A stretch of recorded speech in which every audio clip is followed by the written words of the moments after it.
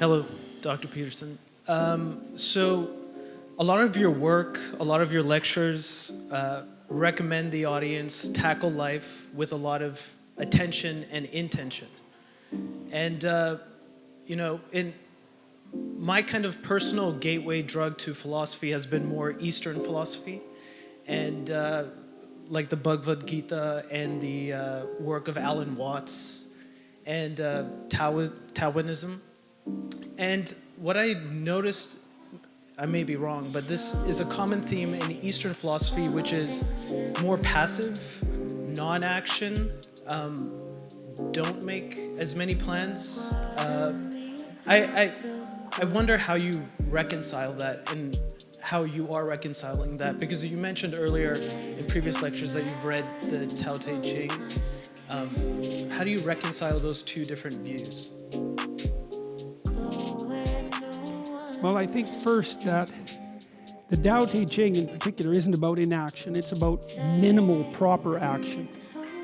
And it's also about minimal proper action after a tremendous amount of sacrifice, right? So the sage that's speaking forth in the Tao Te Ching has already let go of almost everything that he needs to let go of.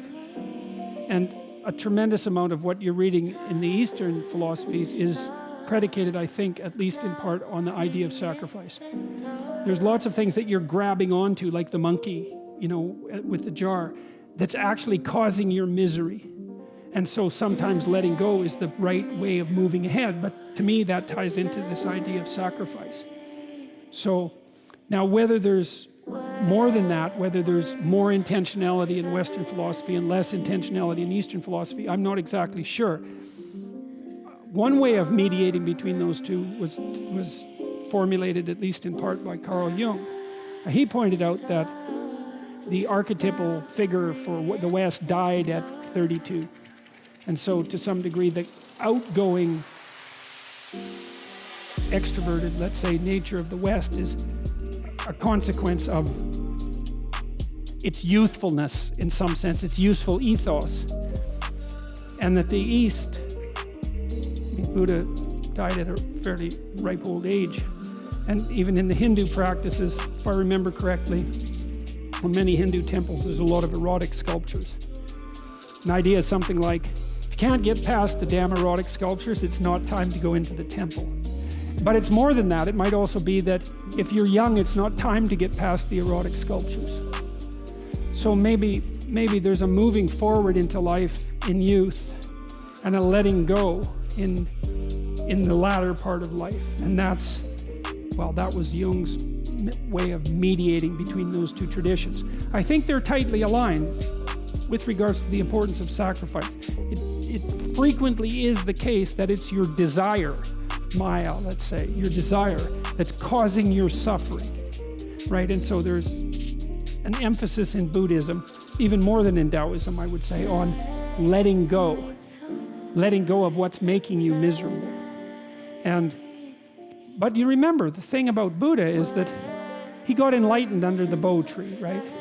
He basically stepped into the city of God. He stepped into nirvana, and he could have stayed there. But he chose to come back because he decided that he had a responsibility to rectify suffering in the rest of the world, that it was not sufficient for him to be enlightened while everything else was left in a state of insufficiency and suffering. And so I wouldn't call that inaction, It's I've made the mistake myself. It's inaction versus non-action. I actually had to look up non-action. Yes, that's good. The Tao Te Ching does a very good job of distinguishing between those two, because non-action is the minimal necessary action to keep the balance between order and chaos proper, right? The yin and the yang. And the Tao Te Ching is very, very emphatic about this. You detach and you watch.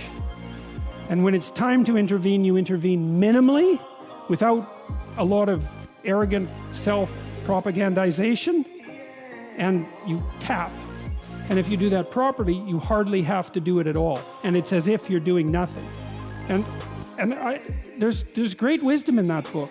I really like the Tao Te Ching. It's a remarkable document. And I've seen managers who were like that, who were really good at running their company, who did nothing. Well, and what they did, but first of all, they set up people to replace them. Because their idea was, well, if I'm a really good manager, then this place could run without me. There's a real humility in that. And then they just kind of wandered around the place talking to people. And if there was a bit of a problem, then they just, turned a knob a tenth of a degree. And the place ran smoothly, and it was as if they were doing nothing. And what they were doing was detaching, so they weren't being buried by their current concerns. They were watching to see what was going on. And then they were minimally interacting. And that worked like a charm. So I think that I don't like the idea that all religious traditions are the same, because that just makes them into like a gray mass. But I don't see that there's any difference there that can't be bridged. I think as you look into the details, the bridges become more clear.